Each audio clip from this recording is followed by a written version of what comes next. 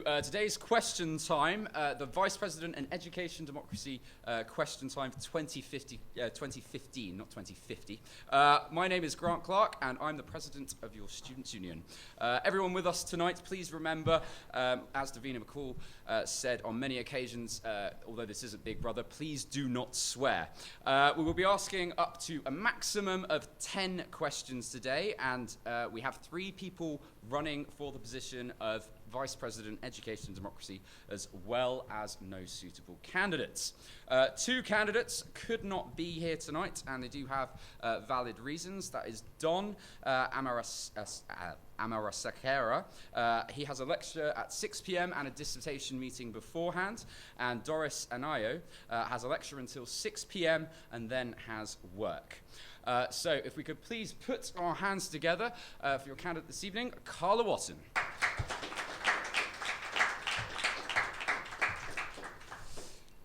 Cool.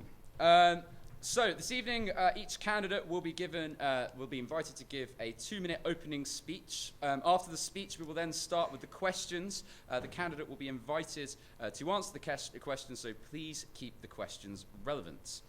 This year, we are allowing manifesto-specific questions. We're inviting those of you in the audience and those of you at home to send their questions through Twitter, Facebook, and email. And you can do that via hashtag #VoteUPSU, on Facebook at facebook.com/PortsmouthSU, and via email elections@upsu.net. This year, campaigning is allowed in the union during this question time, but please maintain respect, particularly whilst in the Student Opportunities Centre. The candidate will have up to 2 minutes to respond to questions, and the mics will be cut at 2 minutes, so beware. Candidates you will see on the monitor just in front of you, which will show clearly how much time you have left, and rebuttals will be invited from the audience. I would also like to remind everyone in the room that we have a zero tolerance policy at the union, which means that we don't tolerate any abuse or personal attacks, and that goes for both here and online. Safe spaces and online and in the building when asking questions. Now, enough of all of that. Without any delay, I will hand over to the candidates for their speeches. So good luck, and let's see what you have to say. Your 2 minutes starts whenever you are ready. Okay, hi, I'm Carla Watson, and I'm running for VP Education and Democracy, as you know. My 3 main manifesto points are to improve timetabling, because timetables across the university aren't standardised. People are having lectures really, really late, and there's last-minute timetable changes. I just don't think this is fair on students that want to engage in other activities. My main manifesto point is to introduce a breathing week, and to introduce cross-faculty classes and give students a chance to engage with services such as Purple Door and the mental health services that university provides. And then I would also like to help improve the communication across the university, engagement with our course reps and presenting course rep wins, and continuing the work that the current Sabbatical officer has already done and hoping to improve further upon it. I would also like to really, really work on the 20-day feedback policy that the university has, to make sure that students get a standardised level of feedback and it's returned to them within 20 days, because that's just not happening across the university at the moment. So I think that's a really major point that needs to be changed. And that's all. Thank you very much, Carla. We will jump straight into the questions, and I have had one from Twitter already, so we'll start with that. If you want to prep your questions afterwards, that would be great. So, question number 1. How would you encourage course reps to get more involved with their role and improve turnout at SSCCs? So, for those of you who don't know, an SSCC is a Student Staff Consultative Committee. At the moment, I don't think the benefits of being a course rep are represented well enough, so I'd like to represent that. Improve people knowing what course reps are, what course reps can do for you, by sort of giving encouragement for people to run for roles like course rep and to turn up and engage at SSCC meetings, and why they should, showing why it's important for them to do that. Thank you very much. Do we have any questions in the audience? I see that student there. If you could stand up and speak clearly into the microphone. All right. There's a lot of problems with access to materials regarding how to continue to postgraduate study, especially in like core courses like mine, which is mathematics. There's a lot about internships. There's a lot about sort of getting work experience, but there's nothing about if you want to study maths postgraduate. Also, there's a lot of courses that should have postgraduate courses for them, such as maths, but we don't have a master's in maths, even though a lot of departments would like to give a master's. So your question from that would be is how do we encourage the university to increase the number of postgraduate students as well as encourage students to go into postgraduate education? Yeah, in a roundabout way. I think it's a really good question. I think that, so there's something I also wanted to incorporate into Breathing Week. For example, it would be a week that people could research their options for postgraduate, like next year, placements, things like that, working with Purple Door and external employers to introduce more graduate fairs and give them students the chance to talk with their tutors about what's on offer for postgraduate studies, including like more tutorials, like in seminars, about what you can do once you finish your degree. Hope that answered your question. Cool. Any more questions from the floor? I see that student there. If you could stand up and speak clearly into the microphone.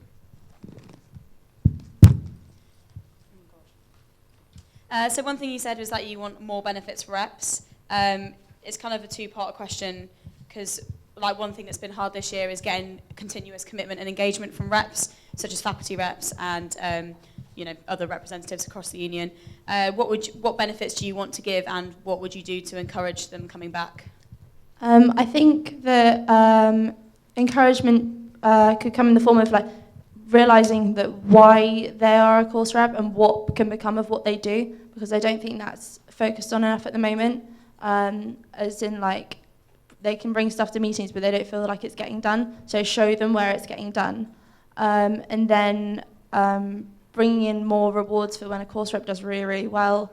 For example, access to that would be something I have to think about. Like more, but I want rewards for when a student does something very well. So, yeah. I know that didn't really answer the question as well, but I can think about it and then get back to you. Is that all right? Cool. We've got a question in online, but if you do want to take a moment before you answer a question, please just let me know. It's not a problem. What does the student voice mean to you? I think the student voice is really, really important. I think it's very important to listen to students and actually think about what they're saying rather than doing what you want just because, for example, you're like a faculty rep or something. You shouldn't bring across your ideas. You should talk to the students and think that's what they want and then bring that to the forefront. I think it's more about, it's really important to engage with students and find out exactly what they want rather than what we think is best for students. So I think student voice is probably the biggest thing in the university and the union. So it's quite important. Cool. Have we got any questions from the floor? See that student there. If you could stand up and speak clearly into the microphone. Do I have to stand? If you could. Few years, participation at all student meetings and student councils has gradually declined. Why do you think that is, and how would you go about improving it? I would say that because the all student meeting student council is possibly not advertised enough. It's not brought up in lectures, for example. So if your course reps knew about all student meeting, I don't think it's advertised enough to course reps. So mentioning it to course reps, getting them to bring it up in their lectures. So they have a lecture of 200 people. They mention student councils at this day. These are the issues being discussed. If you want to attend, you can. I just don't think that it's advertised enough to students that aren't engaged within the university. So hopefully encouraging that by mentioning it in lectures and getting university staff to email students and say, this happens, this involves you, this directly affects you, why don't you come along? And hopefully that will encourage more feedback. Thank you very much. We do have a candidate-specific question to do with your manifesto, if you're happy to take that on. So the question is, would your breathing week mean that Christmas and summer holidays be reduced, or would we lose teaching time? I think that just having an extra week in the summer would really not affect that many people. So if it was the option, I wouldn't want to reduce teaching time, because the point is we're here to learn, we pay to learn. So having an extra week into the summer, when our summer holidays are so long anyway, wouldn't really affect that many people. So hopefully, if people would agree to it, then and students wouldn't mind, it'd be something about you have to consult the students first on that. Cool. Is that a rebuttal from the floor, or another question? A rebuttal? We've got a rebuttal on the floor. If you could stand up and speak clearly into the microphone. I'm on an NHS course, so I've got integrated placements. So I already lose weeks. I only get like 2 weeks less holiday than everybody else because I've got to get enough teaching time in. So how would you go about that if you wanted to knock, Okay. In terms of breathing week, I'd like to introduce it to courses that feel like they need it. So, for example, on my course, I feel that I could really do with a week to consolidate my work.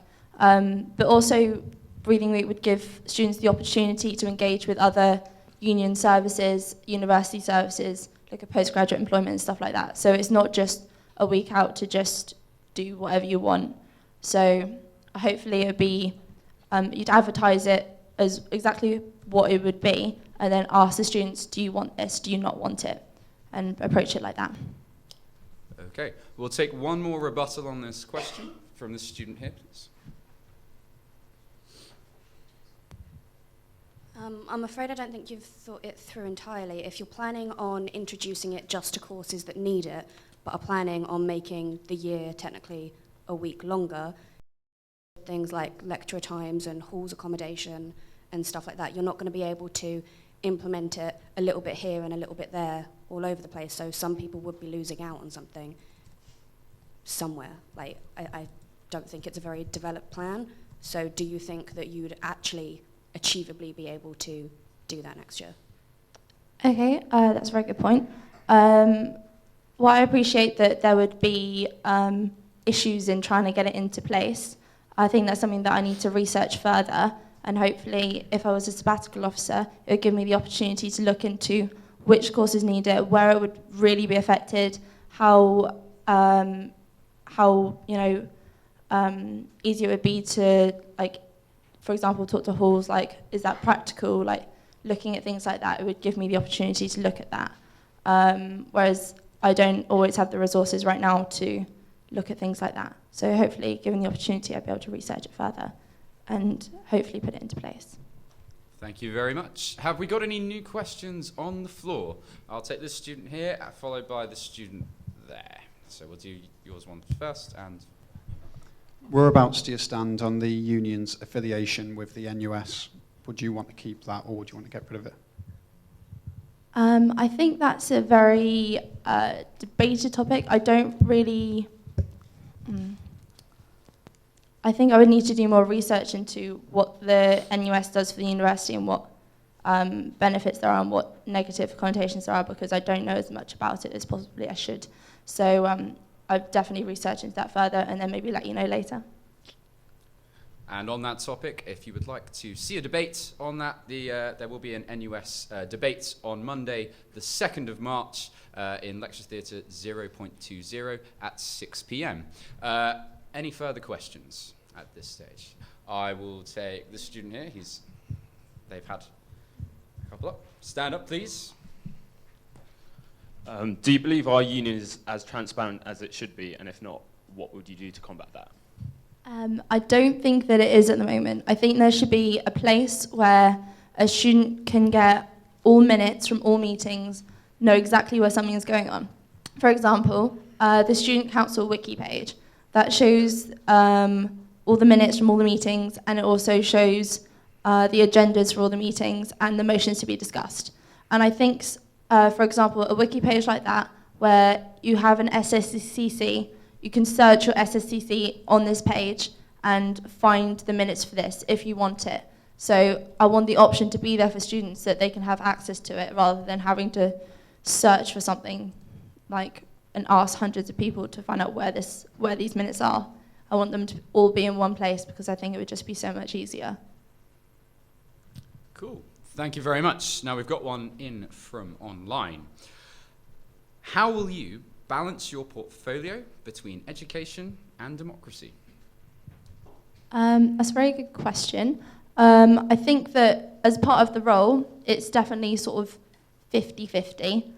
It's called education and democracy. It's not education with a little bit of democracy. So while I would personally like to focus more on the problems within the university in terms of education, I understand that there's like areas within in the union that need to be improved, an election and, for example, like VNCs and stuff like that, areas that we can improve on. Is definitely democracy based. Cool. We're just going to take a quick 2-minute breather as there's a lot of questions directed at one candidate, so I'm just for the sake of making sure that everyone feels nice and safe, we're going to take a quick 2-minute breather. So please cue the music, Team Pure FM.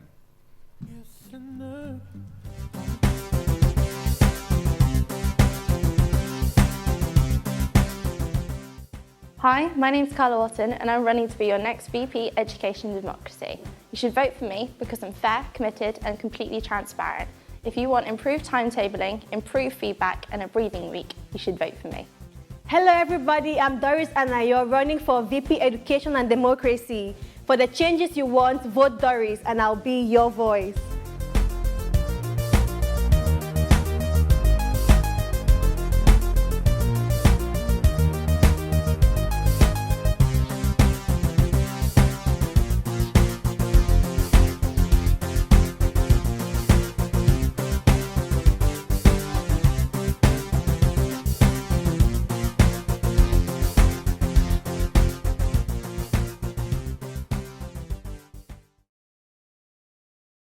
Now I believe we're going to our 30 seconds. Yeah, so you're both going to get 30 seconds to just talk to the camera and say why people should vote for you. So we're going to start this way. So Jess, we'll give you your time.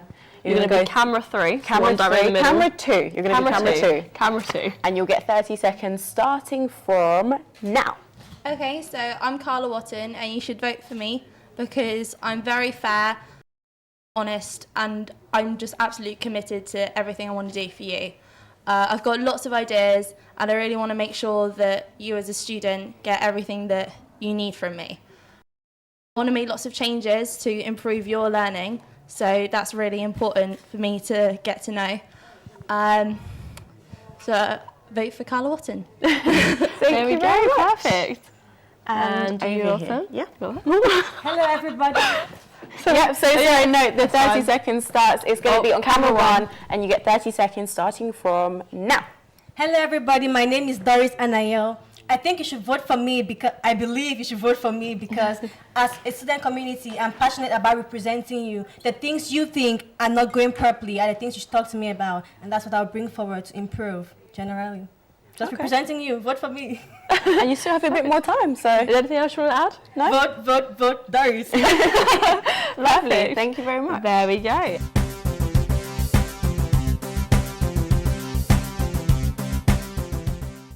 Hi, my name's Carla Watton and I'm running to be your next VP Education and Democracy.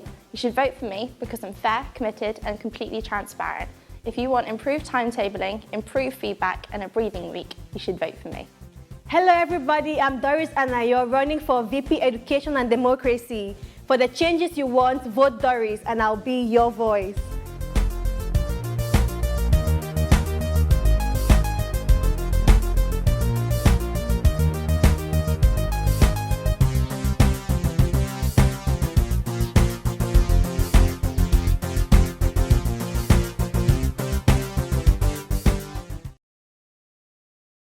Now I believe we're going to our 30 seconds. Yeah, so you're basically going to get 30 seconds to just talk to the camera and say why people should vote for you.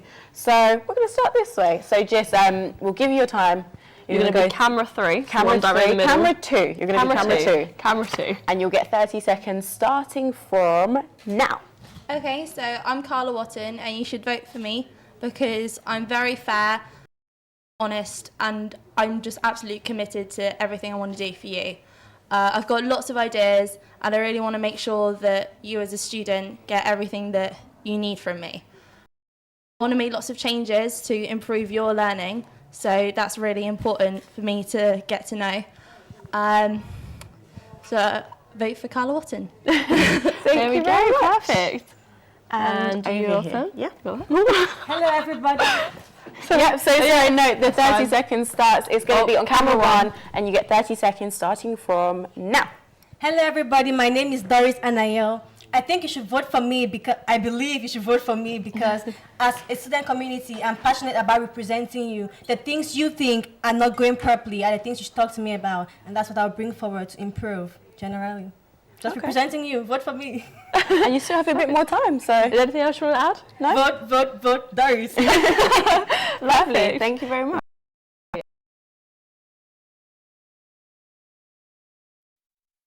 Question time, and we're going to start off with a fun fact for the second part. Did you know that houseflies live on average 14 days, but they don't allow that to hinder their musical careers? They always hum in key F. Anyway, moving on. Have we got any questions from the floor? Right here, please.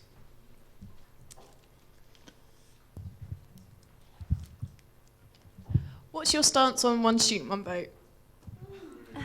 Wait. Do you want my personal stance on one student, one vote? Yeah, as opposed to what I want to know how you're going to move forwards with that idea because it's been a bit of a hoo-ha this year. Okay. Personally, I think it would be brilliant if every student got one vote. But the practicality of it in place at the moment, unless we can come up with some new ideas to get lots and lots of students engaged, is not entirely practical, and there's a chance for it to be abused. So until those problems are resolved, I don't think that it's currently practical, as much as I would love it. But I just don't think that at the current time it's practical. Cool. Thank you very much. Have we got any more questions from the floor? I see that student there. You know the drill. Stand up. How do you feel about opening the union up to freedom of information requests, just as the university is? I don't know a lot about that topic, so I think I would like to research that and get back to you. Is that all right? Can I reply? You're more than welcome to reply. Okay, so I'm allowed to put forward a freedom of information request asking anything about the university in terms of funding, anything that's not confidential. I can ask the university and they have to reply within 20 days. The union, being a charity, is not, you can't FOI them. So do you believe that this is something we should implement, or do you think that? I think that would, I still don't know much about the topic, so I would like to research it and get back to you. But based on what you've said, I think that would go along very well with the university's stance on being transparent. For example, on that poster, it says that the university transparency is one of their key things. So I think that that would be something to implement well. It's something I would like to have a look at more, seeing as I don't know much about the topic. But yeah, if I research that and get back to you. Cool. Thank you very much. I'm going to take one in from Twitter. So, Carla, in your manifesto, you state you will improve feedback. What improvements would you like to see? Okay. At the moment, feedback isn't standardised. So, for example, a student can get back a piece of work and they'll say, oh, you got 69%. But another student will get back another piece of work and it'll have 2 pages of comments on what they can improve. I think there should be a standardised level of feedback. So there should be like a minimum level that a student should get so that they can improve on what they've learned and know where they're going wrong so they can continue throughout the year. I also want to work on the 20-day feedback policy by sort of implementing some kind of reward scheme or looking at areas that in the university that perform well in terms of getting feedback back on time and looking at why they do so well and implementing that in other areas. Cool. We've got a couple of rebuttals here. I'm going to go, eeny, meeny, miny, moe. There you go. That student there, please, in the green. Stand up, please. How would you make sure the feedback is standardised? Because from my experience, I happen to know that some faculties decide to ask their students how they want to receive their feedback, whether that is just a score with a few bullet points, whether it is 2 pages. They actually get the choice for that, because some students don't want 6 pages of writing to read. And also you said about rewarding the 20-day feedback policy. Do you feel like you have to reward something that should be done anyway? Like, how would you actually stop people not doing the 20-day feedback? Because surely it's more important to try and stop them than it is to reward those doing it, if that makes sense. Yeah, I understand that. I think that, but I think that punishing, I don't want to say punish, but like, you know, sort of penalising, yeah, that's a good one, penalising staff for doing something wrong will be harder. And I want to encourage them to do it. I want them to be like, yes, this is a good thing to do. This is why we're doing this. Sort of encourage them to, and what was the first one of your rebuttal? I can't remember. Skip my head now. Oh yeah, standardised level feedback. Well, I think that it's always best to approach the student groups, find out exactly what they want from their course specifically, because I know in my experience I've never had lecturers come up to me and say, oh, do you want a grade? Do you want 6 pages of feedback? Do you want this, that, and the other? So I think that collating information from different student groups and coming up with some kind of standardised level, or at least a standardised minimum level, and then a course can expand on it from there. If the standardised level is like you get 2 comments and a grade, and then a course can then be like, okay, well, our students want 2 pages of feedback, they can write 2 pages of feedback, but there needs to be some kind of minimum level to help students improve on what they're doing so they can get better grades. That's what I think anyway. Cool. Thank you very much. We're going to take one more question from the floor because we are at question 10 already, and then I've got one more from Twitter that I'm going to take, and then I have a question for you as well. So, has anyone got any more questions from the floor? I see that student there.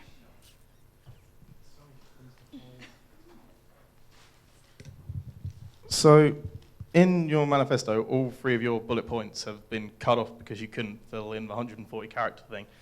So you want us to vote for you to do a job where we're going to pay you 19 grand, and it seems that you're sort of too lazy to go through a simple nominations pack. So I'm not going to accept that question. Okay, can I reword it? Can I go, why did you not fill in the manifestos correctly? I would I would take that more as a personal attack on... That's your call. That's my call on that, unfortunately. I will take one other question. Thank you. The student here. Do you believe that the salary offered to potential SABs is high enough to invite more sort of, I don't know,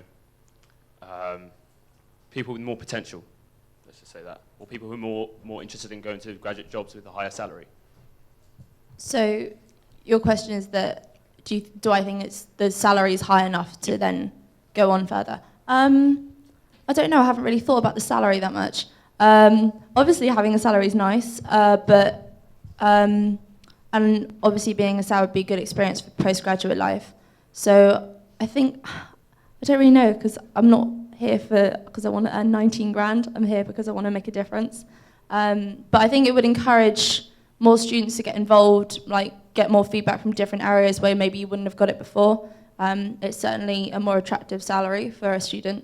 So, and I think that it's a good entry level for postgraduate students as well. So yeah.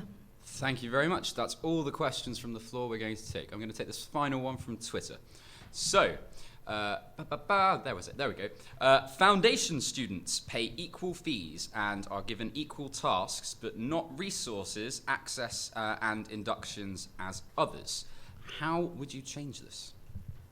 Okay. I would look at where foundation students don't receive the same benefits as others, and I would find out why they don't receive these benefits.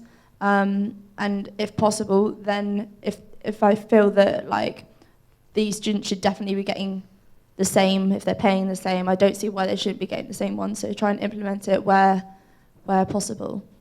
So I think that's... Yeah. Cool. Thank you very much, Floor. Thank you very much, everyone at home and everyone that sent questions in. Now, my question to you. Would you rather fight a horse-sized duck or 100 duck-sized horses? A horse-sized duck. Thank you very much. And that's the end of question time this evening. If we could please give your candidates a round of applause. The media team at the back. And to the Team Democracy that have been helping out with the election process so far. Another round of applause there. Thank you very much. That's the end of question time this evening. Please pop back in tomorrow and we will see you all then. Thank you very much.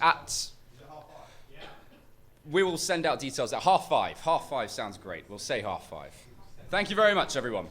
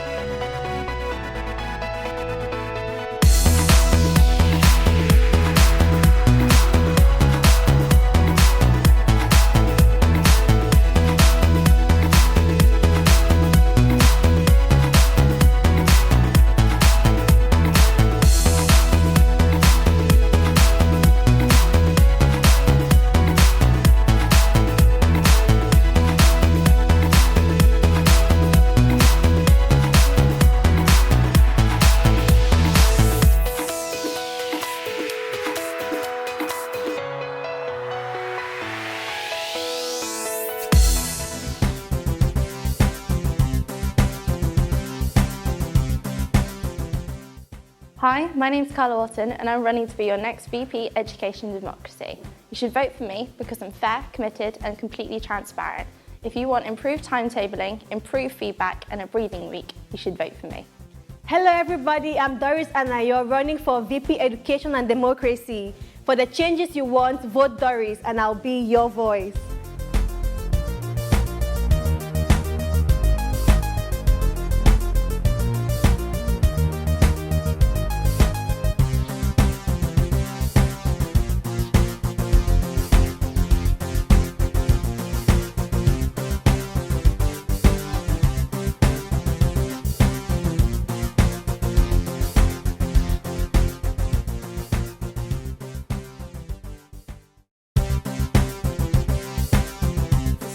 Union elections, NUS recommends using the alternative transferable voting system. It is the most fair and effective way of electing a candidate. Suppose we wanted to elect one of these candidates to a single position. In some elections, you can only vote for one candidate. With transferable voting, you get the choice of saying, if my favourite candidate doesn't win, I would like this candidate to win. And if they don't win, I would like this candidate to win, and so on. If you don't like any of these candidates, you can vote for reopen nominations. This is called voting in order of preference. How is this election counted? First of all, we count all the valid votes in the election. We then work out the quota. The quota is the number of valid votes divided by the number of positions available plus 1. For example, if you have one position and 400 valid votes, the quota is 400 divided by 1 plus 1, and therefore the quota is 200. We then count all the number 1 votes for each candidate. If the candidate with the highest number of votes achieves or surpasses the quota, they win. However, if no candidate passes the quota, the candidate with the lowest number of votes is eliminated. If the eliminated candidate was your first choice, your second choice is then counted. We then add this number to the votes in the first round. If a candidate has still not passed the quota, we then eliminate the next candidate with the lowest amount of votes. If the eliminated candidate was your first choice, your second choice is then counted. If they were your second choice, your third choice is counted. We then add these numbers to the votes from the second round. This continues until someone passes the quota. Once a candidate passes the quota, they are elected. And that's alternative transferable voting.